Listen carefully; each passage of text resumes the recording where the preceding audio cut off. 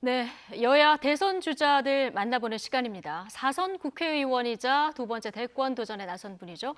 자, 국민의힘 대선 예비 후보 유승민 전 의원 오늘 모셨습니다. 어서 오십시오. 예, 반갑습니다. 예, 안녕하십니까. 자, 오늘 거리두기 4단계 또 2주 연장이 됐습니다. 맞습니다. 예, 코로나 상황 때문에 지금 비전 선포식도 계속 수년되고 있는데 아직 일정 못 잡으신 거죠? 코로나가 조금만 진정되면 공식 진정되면. 출마 선언을 할 생각입니다. 예. 지금도 뭐 꾸준히 공약은 발표하고 있습니다만 예. 너무 코로나가 심각해서 이때는 좀 방역에 협조하는 차원에서 예, 알겠습니다. 그럼 종합적인 어떤 공약들은 코로나가 좀 진정된 이후에 저희가 들어볼 수 있는. 저는 이제 대선 예. 출마 선언, 뭐 대선 출마는 여러 번 이야기를 그렇죠. 했고요. 예. 이제 공식적인 좀 출마 선언을 할 필요는 있는 것 같고, 네. 다만 그 전에도 이런저런 공약들을 뭐 부동산이다, 연금 개혁이다 이런 계속 이야기를 하고 있는 중입니다. 예. 자, 이번에 대선에 출마하시는 분들이 공정을 많이 화두로 꺼내들고 그렇습니다. 예. 계십니다. 유승민 전 의원도 공정한 성장 얘기를 하셨는데 유승민표 공정은 어떤 차별점이 있을까요? 예, 저 유승민표 공정은 네. 거의 대부분이 경제라고 보시면 될 것 경제. 같습니다. 예. 왜냐하면 공정이라는 게 사실 그냥 단순히 법적인 문제가 아니라 우리가 예컨대 실업자와 취업자 사이, 정규직과 비정규직, 예. 또 회사 안에 들어가 있어도 취업이나 승진 이런 데서 어떻게 얼마나 예. 공정하냐, 예. 또 남녀 간에 얼마나 이 차별이 있냐, 이런 문제들이 저는 굉장히 좀 중요하다고 생각하고 경제 분야, 교육 분야에서의 공정이 우리 일반인들이 삶에서 정말 희망하는 원하는 공정 아니냐. 그리고 지금 부동산 문제 굉장히 심각하지 않습니까? 그렇죠. 그게 자산의 양극화로 연결이 되거든요. 그 양극화, 자산의 양극화 불평등이 심각하면 이거는 공정한 사회라고 보기 힘들거든요. 그래서 그런 문제도 다 저는 경제이기 때문에 제가 어떤 시대적인 화두를 네. 캐치프레이즈를 공정한 경제 성장, 네. 공정한 성장이라고 이렇게 이야기를 했는데 그만큼 저는 경제 성장을 하되 그게 얼마나 이렇게 분배나 복제하고 같이 이렇게 나누면서 커가는 예. 선순환하는 그런 경제를 만들겠다 그런 생각 가지고 네. 있습니다. 성장과 복제 선순환. 예. 자, 유승민표 공정은 경제로 봐주면 된다. 예. 얘기를 해주셨는데 공교롭게도 이재명 지사도 출마 선언하면서 공정성장 이 단어를 언급했거든요. 그렇더라고요. 예. 근데 얘기를 지금 들어보면 약간 결은 다른 것 같은데. 결은 많이 다르죠. 예. 왜냐하면 저는 복지를 해도 네. 어려운 분들한테만 국가가 이렇게 보조 지원을 해드리는 공정소득을 이야기하는데 우리 이재명 지사 같은 분은 모든 전 국민한테 이 빈부격차나 소득격차에 관계없이 똑같은 돈을 주는 기본소득을 이야기하니까 기본소득과 제가 이야기하는 공정소득이 어느 게 정말 더 공정하냐. 예. 또 더 중요하게는 저는 경제성장을 굉장히 강조하는데 예.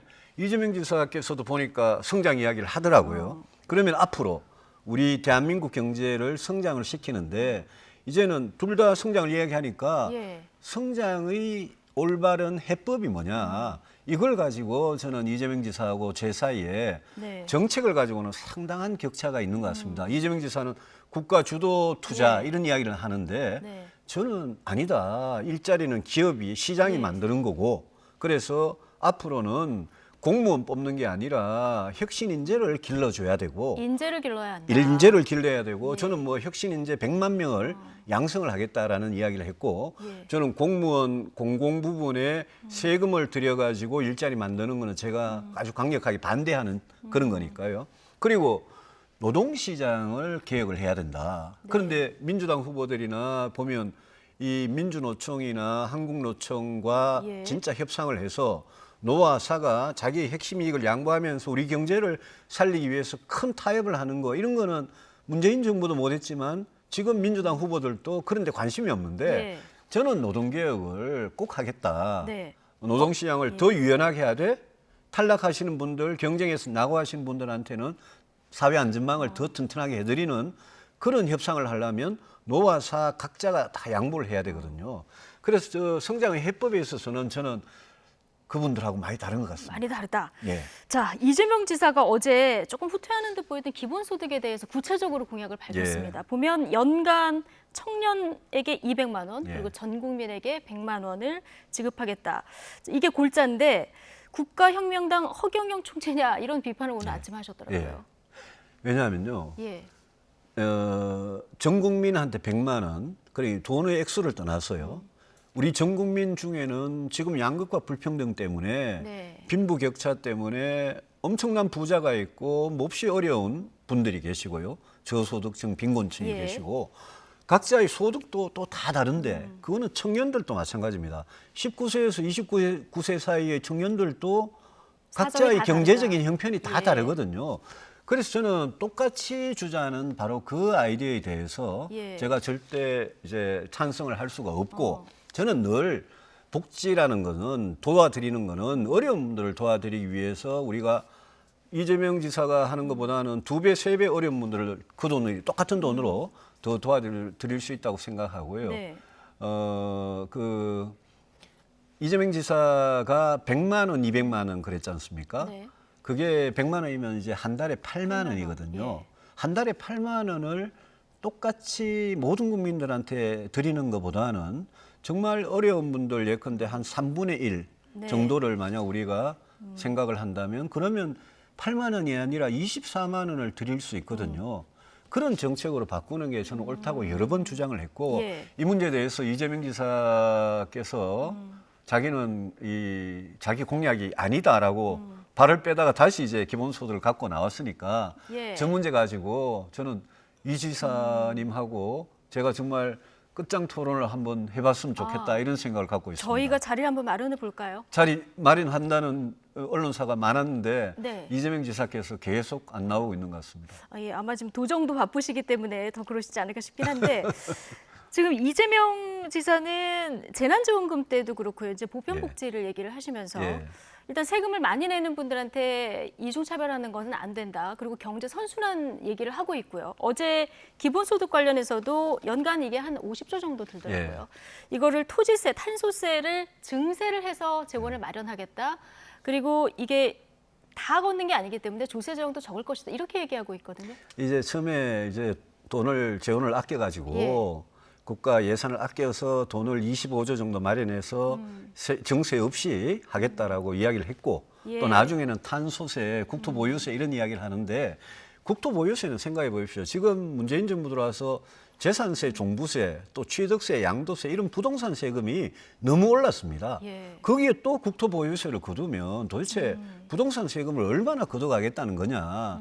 지금 부동산 세금이 부동산 부자들한테만 해당하는 게 아니고 네. 재산세 같은 경우에는 자기 집 한 채만 갖고 있어도 이번에 세금의 부담을 확 지금 느끼고 있거든요. 고지서 지금 다 받아봤지 않습니까? 예. 그래서 부동산 세금을 더 늘리겠다는 거는 이거는 부동산 문제를 더 악화시킬 거다. 네. 탄소세는 그게 우리가 탄소 제로, 탄소 중립 이야기하지 않습니까?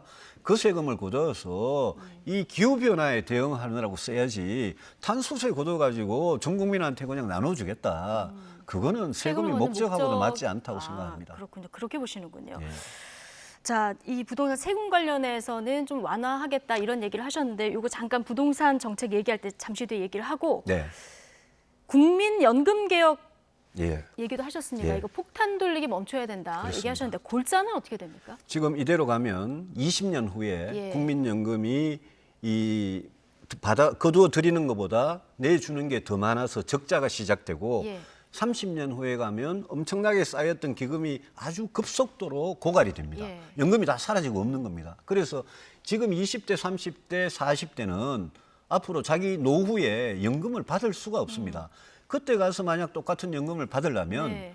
엄청난 세금을 내야 됩니다. 자기 소득의 한 30% 정도를 나머지 세금, 다른 세금 다 내고 또 30%를 국민연금을 위한 보험료로 내야 되는데 그거는 감당할 수가 없습니다. 그래서 이 문제는 박근혜 정부도 이명박 정부도 또 문재인 정부도 개혁을 안 했던 건데 이 국민연금 개혁은 제가 대통령이 되면 예. 정권 초반에 국민들한테 이 어려움을 솔직하게 말씀드리고 이거는 우리 아들, 딸 문제거든요. 그러니까 아버지, 엄마가 지금 아들, 딸들의 빚을 가지고 연금을 받는 그러고 나서 나중에 예. 되면 그냥 완전히 연금이 파산돼 버리는 이런 상태로 가는 거는 저는 옳지 않다.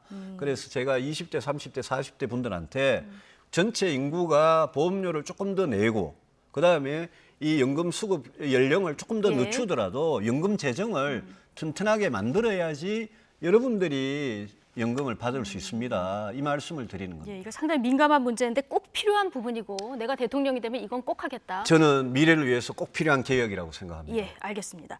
자, 조금 전에 얘기했던 부동산 정책 좀 볼 텐데 14일에 이 정책을 좀 내놓으셨어요. 그렇습니다. 보니까 공급 확대, 규제 완화, 그리고 부동산 세제 완화 예. 정도 내용이 담겨 예. 있던데 조금 눈에 띄는 것들을 보면 수도권 지역에서 민간 공급을 이제 확대하겠다 이런 정책이 들어 있습니다. 근데 지난번에 봤지만 공공 그 분양을 해도 지금 고분양가 논란이 일고 있거든요. 민간에서 분양하면 이 분양가 더 올라가지 않을까요? 분양가는 어차피 지금 규제를 하고 있지 않습니까? 그런데 분양가 규제라는 거는 이거는 이제 로또 당첨하고 연결이 되는데 중요한 거는 시중의 집값하고 전월세 전반적으로 안정이 되면 예. 그런 분양가 자기 혼자 그냥 튀어오를 수가 없습니다. 제가 대통령이 되면 문재인 정부가 제일 못했던 게 공급입니다. 네. 그래서 시장이 원하는 것보다 한 발 반발 앞서가면서 공급을 확실하게 한다. 그것도 이 부동산 문제의 진앙지라고 할 수 있는 서울, 인천, 서울 주변의 이 도시들 수도권. 예. 여기에 공급을 확실하게 한다라는 시그널을 예. 행동으로 보여주면 저는 시장에서 이제 공급이 숨통을 트나 보다라고 여기고 예. 그렇게 되면 저는 이 매매 시장이든 전세 시장이든 상당히 잡을 수 있다고 생각하고 부동산 세금은 저도 오래전에는 예. 거래세는 낮추고 보유세라는 게 재산세하고 종부세 아닙니까? 네. 거래세는 낮추고 보유세는 올리자라는 입장이었는데 보유세가 그동안 너무 많이 올랐습니다. 특히 중산층 서민의 집값이나 전월세에도 이렇게 세금이 증가가 되는 재산세가 많이 올랐기 네. 때문에 저는 보유세도 문재인 정부가 너무 빨리 올려놔가지고 이것도 공시가격을 너무 빨리 올리는 걸 폐지하고 재산세도 조금 낮추고요. 그럼 취득세, 양도세, 거래세 말고 보유세도 조금 완화할 보유세도 필요가 좀 있다. 낮춰야 되고 예. 저는 종부세는 건드리지 않을 겁니다만 재산세 전반에 대해서는 네. 이건 낮춰야 된다는 생각이고 예. 양도세하고 취득세도 대폭 낮추는 게 맞다. 우리가 부동산 세금에 있어서 다주택자, 2주택, 3주택자한테 이렇게 많이 세금을 매기는 그 구조는 저는 살려놓을 생각입니다. 네. 다만 1가구 1주택이나 무주택자한테 취득세나 이 보유세를 너무 많이 매기는 거는 이거는 집값 전월세에도 증가가 될 뿐 아니라 이거는 시장을 굉장히 어렵게 만든다. 팔고 싶은 사람도 지금 못 팔고 있는 거니까요. 뭐 퇴로를 좀 열어줘야 된다. 예. 그러고는 전월세를 위해서는 저는 지난해 민주당이 날치기 통과시킨 임대차 3법. 임대차 3법. 그거 저는 폐지하자. 폐지하자. 예, 공약으로 그러니까요. 공식 집어넣으실 겁니까? 그렇습니다. 임대차 3법 폐지를 공약했습니다. 근데 며칠 전에 정부가 임대차법 시행 전후를 비교한 수치를 내놨는데 갱신율이 50% 조금 넘었는데 이게 77%까지 올랐다 이런 얘기를 했거든요. 그거는 4년으로 예. 묶어가지고 정부가 어디서 그런 통계를 내놓은지 모르겠습니다만은 지금 서울의 아파트 값이 얼마나 올랐느냐 예. 그걸 한국부동산원에서 발표하는 통계만 보더라도 저는 다른 통계는 보면 아파트 값이 4년 동안 2배로 올랐는데 정부는 뭐 겨우 17% 올랐다 이런 예. 이야기를 하거든요. 그래서 저는 부동산 관련돼서는 정부 통계를 별로 믿지는 않습니다. 그리고 현장에서 임대차 3법 때문에 집주인이 나가라 그래가지고 쫓겨나가지고 다른 데 가가지고 2-3달 만에 예. 전세를 구해야 되는데 기존의 전세 그 자금 갖고는 도저히 집을 구할 수 없는 이런 분들이 지금 수도 없이 많은데 기본적으로 이걸 평가하는 기준은 전월세 가격이 올랐느냐 안 올랐느냐 그걸 봐야지 그 전월세 계약의 갱신율 그걸 가지고 설명을 할 수는 없다고 생각합니다. 부동산 정책 관련해서는 지금 현 정부와 완전히 거꾸로 되는 저는 정책들. 저는 공급은 늘리고 세금은 줄이니까 예. 문재인 정부 해왔던 거는 완전히 거꾸로 가는 겁니다. 예, 알겠습니다. 예. 이 경제 통일시라 제가 경제 관련 질문을 많이 드렸던 시간이 너무 많이 지났습니다. 예. 현안 관련 질문을 좀 몇 가지 드릴 네네. 예정인데요. 김경수 지사 댓글 공모 혐의에 대해서 최종 유죄 판결이 그렇습니다. 내려졌습니다. 국민의힘에서는 현 정부의 정통성 문제까지 지금 거론하는 이런 상황인데 근데 당시로 돌아가 보면 문재인 후보와 이상희 후보 간의 득표율 차가 이게 뭐 박빙은 아니었기 때문에 이런 지적까지는 좀 지나치다 이런 지적도 있습니다. 그런데 그 당시에 문재인 후보가 한 42% 얻었는데요. 그런데 당시 홍준표, 안철수 저가 얻었던 그 그 득표율을 퍼센트를 합치면 합하면. 당연히 이제 네. 문재인 후보보다 앞섰고 그때는 이제 후보 단위로 안 됐었죠. 그렇죠. 근데 격차가 많이 났다고 해서 댓글 공작이 대선 결과에 영향을 안 미쳤을 거다. 네. 이렇게 보기에는 이 댓글 공작이라는 게 여론 민심을 조작하는 행위이기 때문에 예. 이거 자체가 저는 굉장히 헌법 파괴 행위고 그러니까 문재인 정부의 정통성에 예. 상당히 금이 가지 않았느냐. 상당히 뭐 본질적인 의문이 제기되는 거 아니냐. 제가 그런 말을 했습니다. 네. 예. 대통령의 사과가 필요한 부분이다. 이렇게 당연히 보시나요? 필요하다고 생각합니다. 김경수 전 지사가 누굽니까? 문재인 대통령의 최측근 선거 때 늘 바로 옆에서 따라다니던 사람 아닙니까?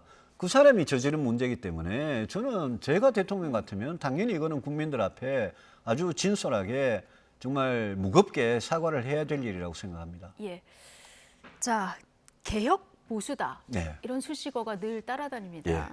이게 뭐 정책 면에서도 그렇습니다만은 박근혜 전 대통령한테 뭐 쓴소리도 하고 예. 이런 과정에서 생긴 이미지하고도 무관치 않은 부분인데 지금 박근혜 전 대통령 사면 얘기가 지금 또 나오고 예. 있는데 어떻게 해야 된다고 보십니까? 저는 박근혜 전 대통령 사면에 대해서 여러 번 네.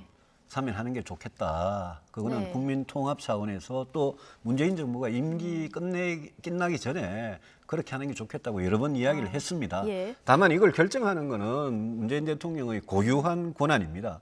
지금 아마 청와대에서 대통령과 청와대 분들이 이 문제를 가지고 굉장히 고심이 깊은 네. 걸로 알고 있는데 예. 저는 길게 이 나라의 어떤 이 역사나 또 우리 대통령의 역사나 예. 이런 걸 좀 길게 봐가지고 문재인 대통령께서 결정을 해주기를 기대합니다. 예.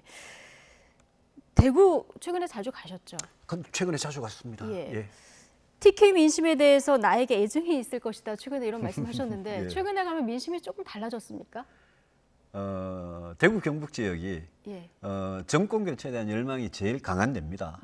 그런데 이제 그동안 탄핵 프레임 때문에 이제 저한테 대해서 예. 참 서운한 감정을 갖고 계셨던 것 같습니다. 예. 그런데 대구 경북의 분들도 이번에 서울시장 선거를 우리가 어떻게 이겼는지 이 선거라는 게 중도층과 이 젊은 세대 이분들의 마음을 얻지 않고는 큰 선거를 이길 수 없다라는 걸 네. 보셨거든요. 예.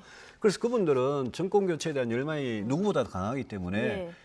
중도층과 젊은 층을 공략할 수 있는 그분들의 마음을 살 수 있는 그런 후보가 본선 경쟁력이 있는 거거든요. 예. 그래서 제가 뭐 누구보다도 중도층이나 젊은 층에 확장성이 있다고 생각하기 때문에 대구 경북에서도 저를 두고 미워도 저 사람을 가지고 대선에 가서 이길 수 있다. 예. 이렇게 생각을 하시면 네. 그런 전략적인 판단을 하시면 저는 대선이 가까워질수록 좀 마음이 변하실 수도 있다. 이렇게 보시는군요. 예.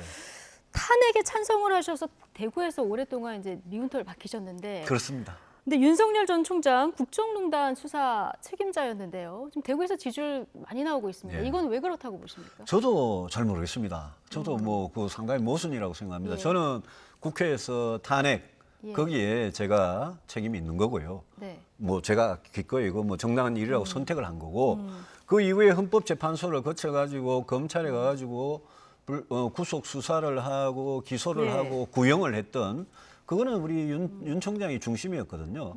그래서 그 부분에 대해서도 아마 대구 경북이든 영남에 계신 보수적인 유권자들께서 아 이거 유승민은 이렇고 윤석열은 이렇다라는 데 대해서 생각이 좀 미치시지 않겠냐 예. 그렇게 봅니다. 네. 자, 최근 나온 여론조사 한 가지 보겠습니다. 네. 오늘 나오시는데 어제 나온 여론조사를 네. 보니까 범보수 진영에서 홍준표 의원과 함께 2위로 올라온 여론조사가 있더라고요. 10%까지 네. 올라왔는데 이제 좀 지지율 움직일 시점이 된 겁니까? 우리 야권의 예. 보수 진영의 대선 후보를 뽑는 이 경쟁은 이제 시작하는 겁니다.